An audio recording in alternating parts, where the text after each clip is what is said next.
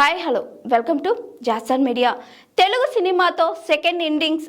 Star cricketer Virat కోహ్లీతో వివాహ అనంతరం సినిమాలకు బ్రేక్ తీసుకుంది అగ్ర కథానాయిక అనుష్క శర్మ. సినిమాల ఎంపికలో సెలెక్టివ్గా ఉంటూ పాత్రల పరంగా వైవిధ్యమైన ప్రాధాన్యతనిస్తుంది. ఆమెకు బాలీవుడ్లో మంచి పేరుంది. ఈ నేపథ్యంలో అనుష్క శర్మ కెరియర్లో సెకండ్ ఇన్నింగ్స్ను మొదలు పెడుతూ తెలుగులో ఓ క్రేజీ ప్రాజెక్ట్లో భాగం కాబోతున్నట్లు తెలుస్తుంది.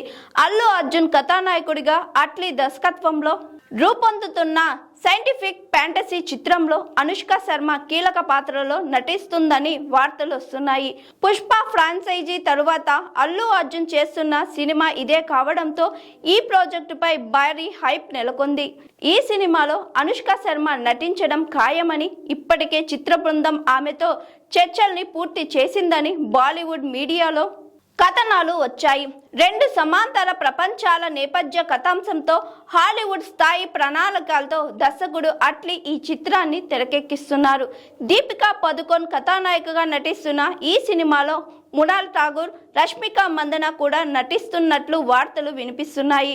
AA22 వర్కింగ్ టైటిల్తో తెరకెక్కుతున్న ఈ సినిమా షూటింగ్ ఈ ఏడాది చివరిలో పూర్తి కాబోతున్నట్లు సమాచారం.